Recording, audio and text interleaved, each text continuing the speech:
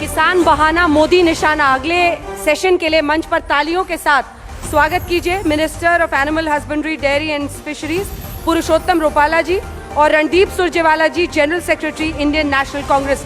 जबरदस्त तालियों के साथ स्वागत कीजिए, क्योंकि आज मुद्दा किसानों का, जिसकी वजह से देश की संसद गर्म है, उस बहस को यहां पर आपके सामने सार्थक करने की कोशिश करेंगे।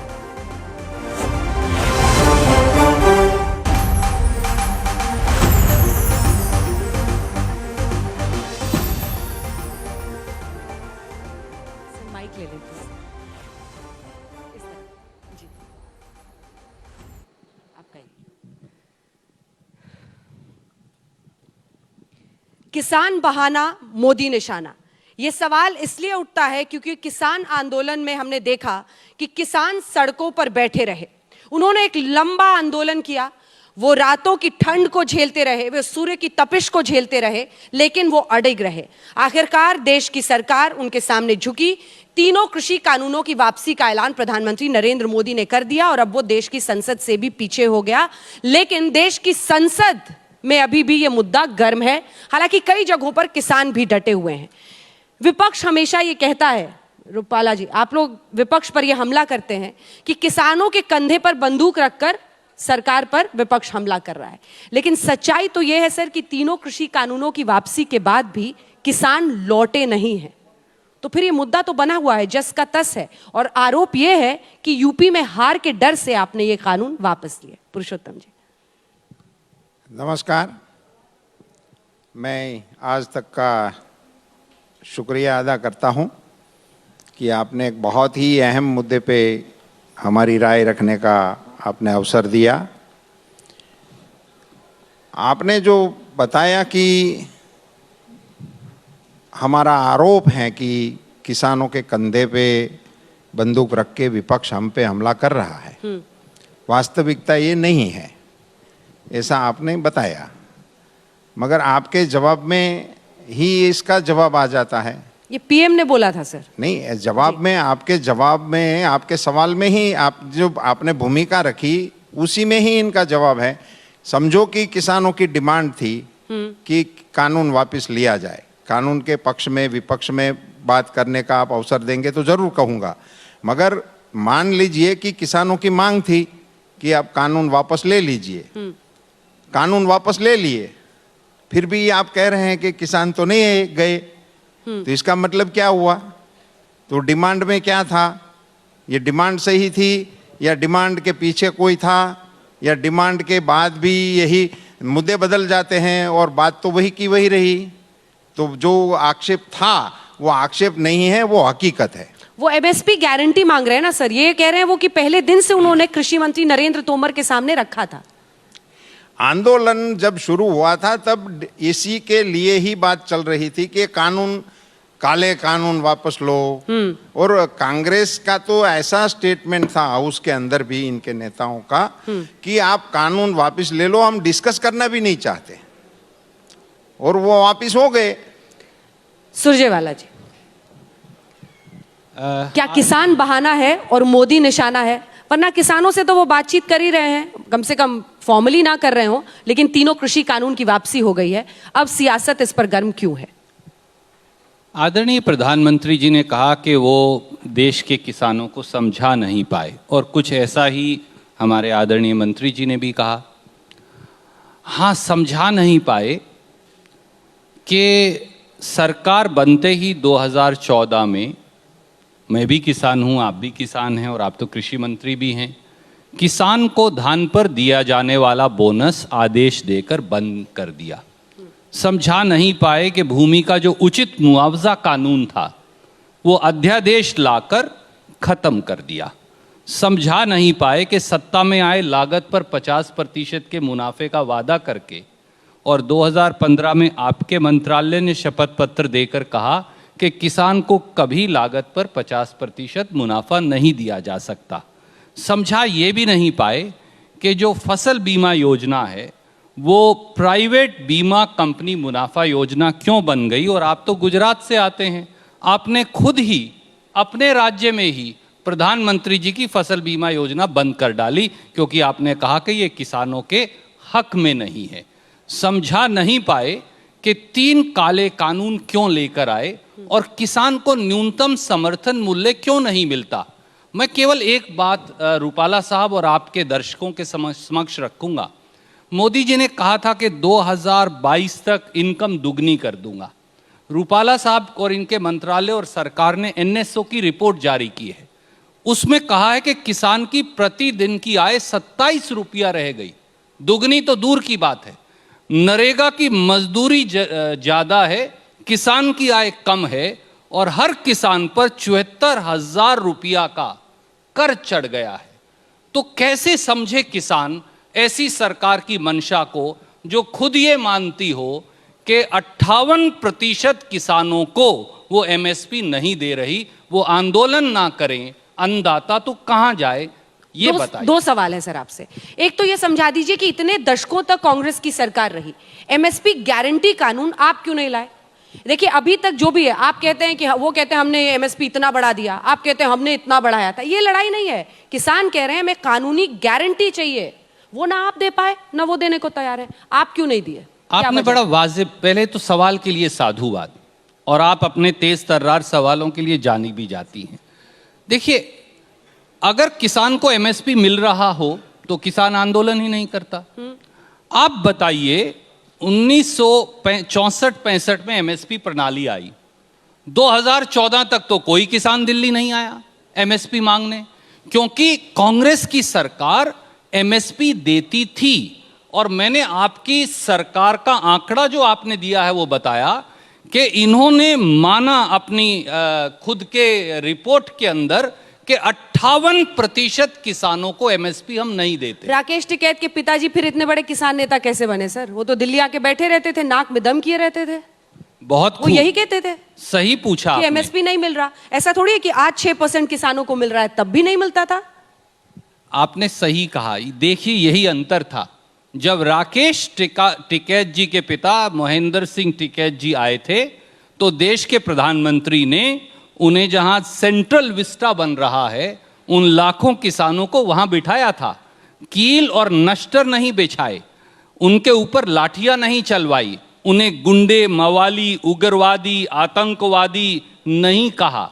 बाकायदा एक मंत्रिमंडल का समूह बैठा, राजीव गांधी जी ने उनसे बात की, उनकी मांग का निराकरण किया, क्योंकि किसान अन्नदाता है, वो जवान भी देता है और देश का पेट भी पालता है। ये कांग्रेस की सरकार में और आपकी सरकार में अंतर है। यहां 700 किसान मर गए 12 महीने में, और आखिर में जैसा आपने कहा, यूपी और दूसरे चुनाव की हार के आगे एक अहंकारी सरकार को झुकना पड़ा। तो आप लोग फुसला लिए किसानों को उस वक्त, जब एमएसपी गारंटी नहीं दी सर, तो फुसला के ही भेज दिया ना आपने।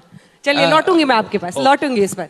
पुरुषोत्तम रूपाला जी, सबसे बड़ा आरोप जो आपकी सरकार पर लगता है वो ये कि कोई भी आंदोलन हो, सबसे पहले उसे डिस्क्रेडिट कर दो कि ये तो सब पाकिस्तानी है, ये तो सब खालिस्तानी है, ये तो सब देश के विरोधी हैं। अरे कोई लेजिटिमेट आखिरकार सरकार झुकी ना किसानों के आगे। तो फिर जब आपके ही नेता उनको कभी खालिस्तानी कह रहे थे, कभी देश विरोधी कह रहे थे, उसकी भरपाई कौन करेगा? क्यों दिल तोड़ा आपने उनका? देखो, एक बात मैं बहुत ही विनम्रतापूर्वक आपके माध्यम से आपके दर्शकों के सामने और देश के किसानों को भी कहना चाहूँगा कि हमारे प्रधानमंत्री जी के दिशा निर्देश पे हमारे कृषि मंत्री जी ने और इनके साथ बनाई हुई टीम ने बड़ी विनम्रता से घंटों तक सामने से जाकर इन सारे किसान नेताओं के साथ बातचीत किया, और बातचीत में कभी भी उनका किसी का भी दिल दुखा हो ऐसी एक भी बात हमारे कृषि मंत्री के माध्यम से कही गई नहीं है। उनके बीच की बातचीतों में भी कभी ये कड़वाहट नहीं आई है, और इतना लंबा दौर चलाने का काम भी हमारे ही मंत्रिमंडल के साथियों ने और हमारे कृषि मंत्री के नेतृत्व में कहा गया। अब मसला ये आता है कि हमारे दोस्त सुरजनवाला जी बता रहे हैं एमएसपी की घटना, और हमने वादा खिलाफी किया, हमारी सरकार ने वो कर दिया कि बताया था कि हम 50% मुनाफा देंगे, मगर हमने नकार दिया कि हम मुनाफा नहीं देंगे। सुरजनवाला जी बड़े ही अभ्यासु आदमी हैं, और मैं आप किसानों की ओर से एक छोटी सी बात रखना चाहता हूँ कि ये एमएसपी को लेकर देश में स्वामीनाथन कमीशन बना था, और डॉक्टर स्वामीनाथन जी ने ये सिफारिश करी थी कि लागत पे 50% का मुनाफा मिलना चाहिए किसानों को।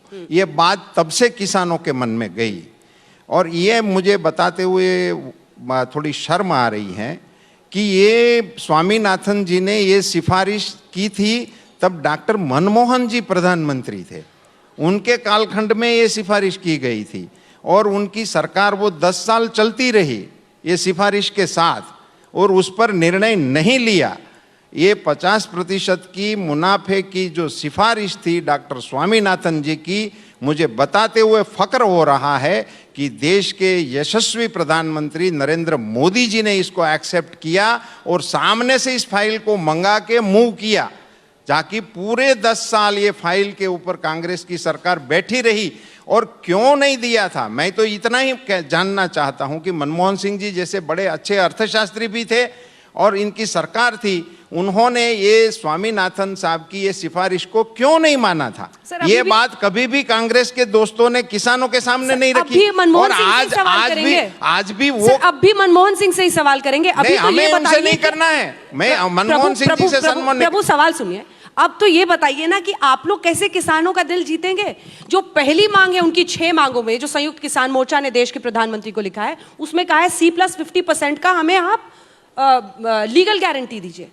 देखो लीगल वाला मसला, लीगल वाली बात जो कर रहे हैं वो एक अलग बात है। बाकी 50% का मुनाफा देने का निर्णय नीतिगत ले लिया, जहां हमारी एमएसपी की एक बड़ी सिस्टम थी। एक ऑर्डिनेंस ही तो निकालना है सर, आप लोग तो वैसे भी ऑर्डिनेंस निकालना अलग चीज है, एडमिनिस्ट्रेटिव ऑर्डर ले आइए। नहीं, 50% का मुनाफा देकर एमएसपी आज डिक्लेयर हो रही है, सारी एमएसपी किसानों को भी जानकारी है और इसीलिए किसान मांग रहे हैं कि वो हमें मिलने की गारंटी मिले, वरना वो मांगते भी नहीं थे।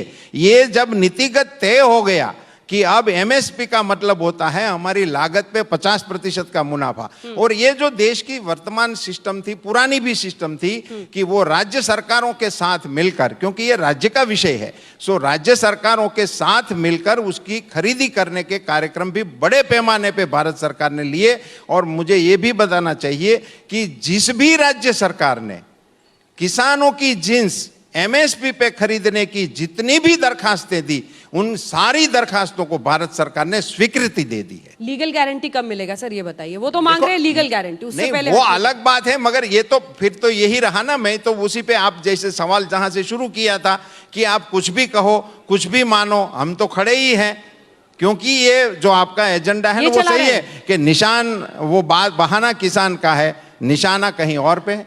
अगर मोदी जी निशाना नहीं है तो राहुल गांधी, आप, सुरजेवाला जी, राहुल गांधी जी एक रात तो बिताते किसानों के साथ।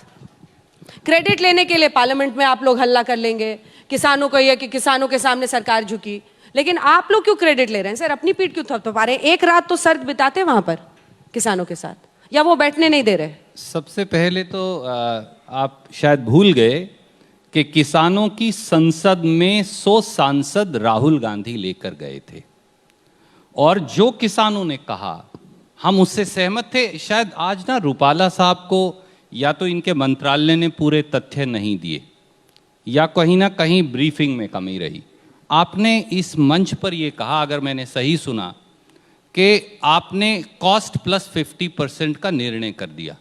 सर शायद आप चेक करें, 2015 में आपने, आपके मंत्रालय ने शपथ पत्र दिया है सुप्रीम कोर्ट में और शपथ पत्र देकर कहा है, आप कहें तो मैं कॉपी भेज दूंगा, आप ही के शायद दस्तखत होंगे, उसमें कहा है कि कॉस्ट प्लस 50% किसान को कभी नहीं दिया जा सकता, इससे मार्केट डिस्टॉर्ट हो जाएगी। Let me quote your affidavit sir. So I think sir you recheck your facts. Number 2, पहली बात तो यही है। और आप जब कहते हैं, किसान ने साफ कहा है कि C2 प्लस 50% मोदी जी ने कहा है कि हमें दे दें। आदरणीय प्रधानमंत्री जी की बात तो मानिए, कम से कम उनकी बात तो ऊपर रखिए। और NSO की रिपोर्ट ये कहती है कि किसान की आय ही 27 रुपया हो गई है, जो मजदूर की प्रतिदिन की आय से भी कम है। तो आप दुगनी आय कैसे करेंगे? आप तो उसके जो अच्छे दिन थे वो भी आपने छीन लिए।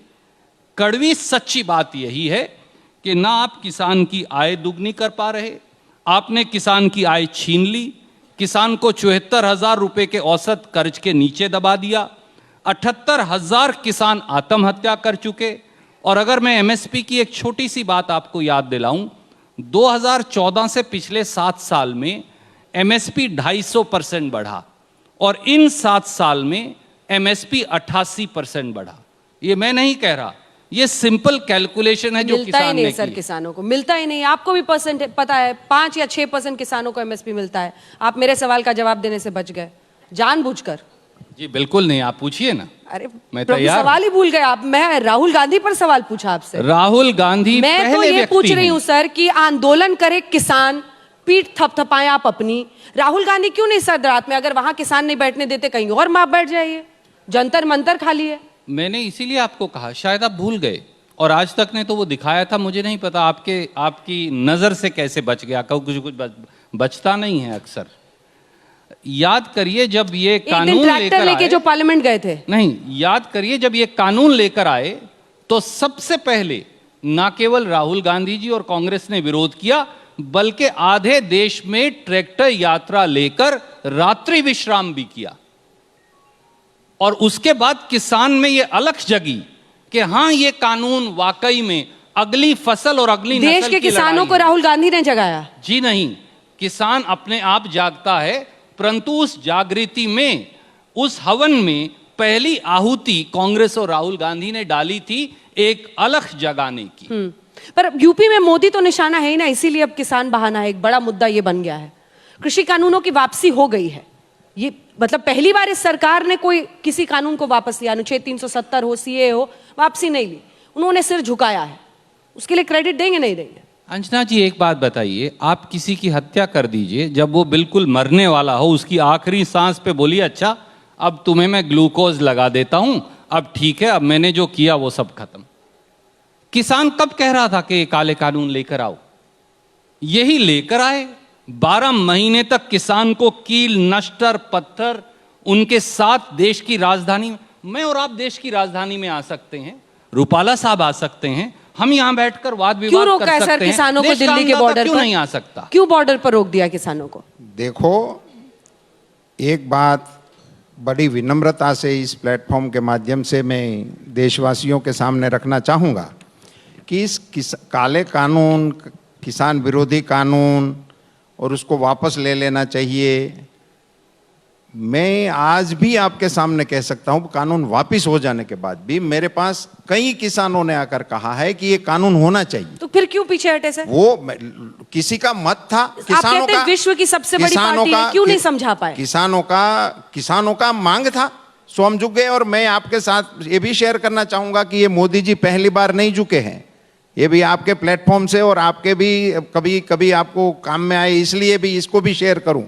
प्रधानमंत्री जी ने जब ये पीएम किसान योजना, जो बहुत ही लोकप्रिय है, जिस पर कभी किसी ने वो नहीं उठाया है, वो जब ऐलान किया था तो वो स्मॉल एंड मार्जिनल फार्मर्स के लिए ही था, वो सबको पता भी है। और ये 19 के चुनाव के पहले का था और दिसंबर में लागू हो गया था, चुनाव से पहले। वो स्मॉल एंड मार्जिनल फार्मर्स के लिए ही था। मगर हम जब चुनाव में गए, चुनाव हो गया, उसी दरमियान किसानों की ओर से डिमांड आई थी, भी ये डिस्क्रिमिनेशन हो रहा है, छोटा बड़ा उसमें आप मत जाइए, सभी किसानों को ये मिलना चाहिए, ये डिमांड आई थी। चुनाव जीत गए थे, प्रधानमंत्री पुनः भारत के सरकार में प्रधानमंत्री के रूप में आरूढ़ हो गए थे। उसके बाद उन्होंने ये अपना ही निर्णय बदलकर जो स्मॉल एंड मार्जिनल फार्मर्स के लिए था वो सब किसानों के लिए लागू करने का निर्णय किया ही था। वो इसी में उन्होंने ही बदलाव किया था, खुद के ही निर्णय में। दूसरा, जिस योजना का जिक्र भी सुरजेवाला साहब ने किया है कि वो प्रधानमंत्री फसल बीमा योजना, प्रधानमंत्री फसल बीमा योजना में भी ये उनका पहला जब मॉडिफिकेशन हुआ मोदी जी की रेजिम में, उसमें सबसे अहम मुद्दा था लॉनी फार्मर्स के लिए प्रीमियम कंपलसरी था। उसमें और भी कई बदलाव हो गए थे, उसको रेशनल कर दिया गया, 2% तक का सीमित कर दिया गया, सभी प्रांतों के लिए 1 कर दिया गया, सभी जिन्सों के लिए 1 कर दिया, वो अलग चीज है, उसके इतने विस्तार में मुझे जाने की आवश्यकता नहीं। पर सबसे अहम था सारे लॉनी फार्मर्स के लिए कंपलसरी था। इसीलिए सामने से ये आवाज उठती थी कि कंपलसरी प्रीमियम किसान क्यों भरे, और ठीक है कई सर। किसान संगठनों ने डिमांड किया था। हाँ। तो प्रधानमंत्री जी ने ये प्रीमियम स्वैच्छिक कर दिया और अभी उसको कंपलसरी ठीक है। में से हटा दिया। वो भी उन्होंने ही किया था, अपने ठीक- ही निर्णय में ठीक है, अब बदलाव अंत किया की था। तरफ आ रहे हैं सर, आप बताइए, आप समझाइएगा कैसे उनको। देखो, नहीं, उनको राकेश टिकैत बैठे हुए हैं। समझाने का तो मैं यही सतनाम कहूंगा। ग्रुप के कई किसान संगठन हैं जो पीछे हटने को तैयार हैं, लेकिन राकेश टिकैत बैठे हुए हैं। वो कह रहे हैं एमएसपी गारंटी कानून, सभी किसानों के केसेस वापस हों, उनके लिए स्मारक बने, इसके बिना वो नहीं मान। नहीं, वो क्या अलग कीजिएगा? वो अलग चीज है। हमारे संबंधित मंत्रियों के द्वारा इनके साथ कहाँ बातचीत का कोई न्योता ही नहीं चाहता। वो रोज कहते हैं बातचीत नहीं, का कोई बातचीत के लिए तो सदैव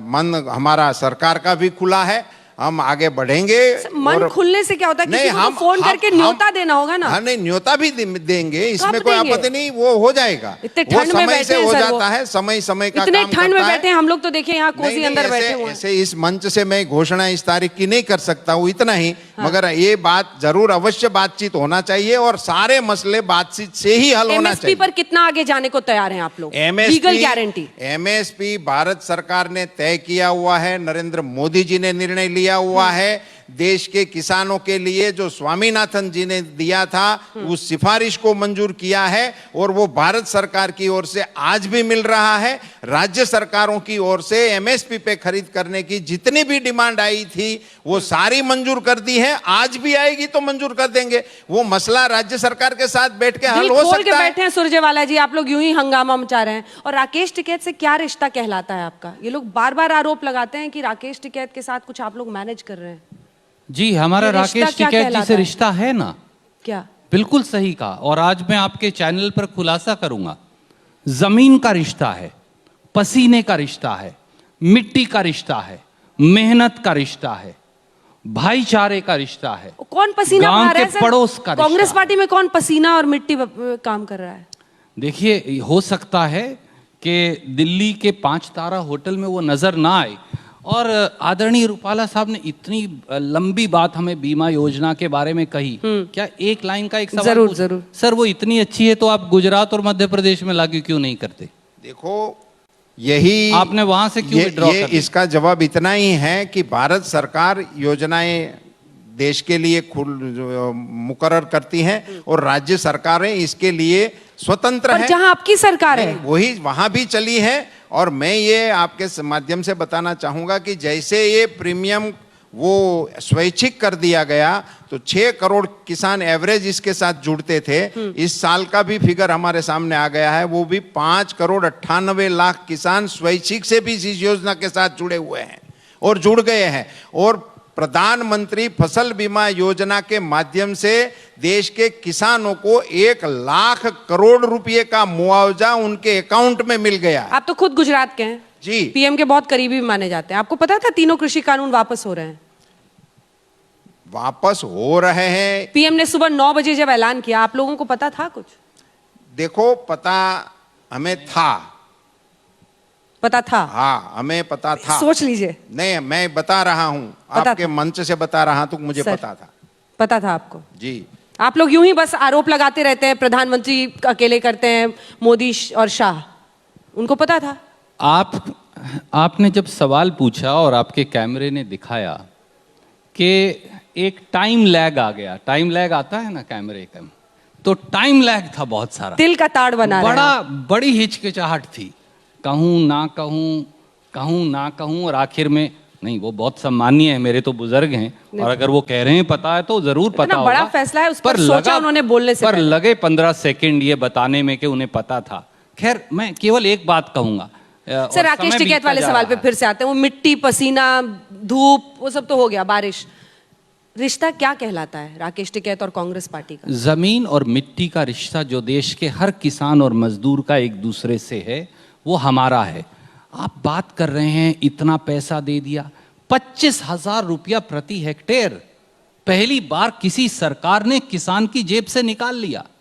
3 रुपया 56 पैसे डीजल पर सर एक्साइज टैक्स था, आपने कम कर दिया, उसके बाद भी 38 और 40 रुपया है आज भी। क्यों? आपने मेरी खाद पर 5% जीएसटी क्यों लगाया? कीटनाशक दवाई पर 18% जीएसटी क्यों लगाया? ट्रैक्टर और खेती के उपकरणों पर 12% जीएसटी क्यों लगाया? ट्रैक्टर का टायर खरीदने जाऊं तो 18% जीएसटी क्यों लगाया? आप जो किसान की जेब से पैसा निकाल रहे हैं हर रोज, वो 25,000 रुपया हेक्टेयर आता है, और आप कह रहे हैं मैंने 6,000 रुपया दिया इसलिए अब ताली बजाओ। 25,000 रुपया दो, 6,000 रुपया लो और ताली बजाओ। ये अजीब संयोग है। ताली तो संयोग ठीक है है या सर, प्रयोग है? बज गई जहां बजनी थी। किसान कैसे उठेंगे? चुनाव के पहले उठा लीजिएगा। ये नहीं, छोटा सा जवाब, लास्ट सवाल है, किसानों को उठा पाइएगा चुनाव के पहले? उसी के लिए किया ना सब। देखो, किसानों को अपनी मांग रखने का अधिकार था। किसानों ने उसके लिए लड़ाई लड़ने का निर्णय किया। हम इसके साथ सहमत थे नहीं थे वो अलग बात थी, मगर उसी का सम्मान भी होना चाहिए। इसको देखते हुए प्रधानमंत्री जी ने किसान के कानून वापस लेने का निर्णय लिया है। अब हम किसानों को विनती कर सकते हैं कि भैया आप अपनी मांगों को छोड़कर अपने अपने खेत पे जाइए, अपने परिवार के साथ रहिए, और भी जो आपकी मांगे हैं वो सरकार के साथ बैठकर उसका भी निराकरण लाने की कोशिश करें। ठीक है, विनती से आगे बढ़कर बातचीत करनी होगी। बहुत बहुत धन्यवाद आप दोनों का हमारे साथ आज तक एजेंडा के मंच पर आकर किसानों के मुद्दे पर बातचीत करने के लिए। बहुत बहुत शुक्रिया पुरुषोत्तम रूपाला जी।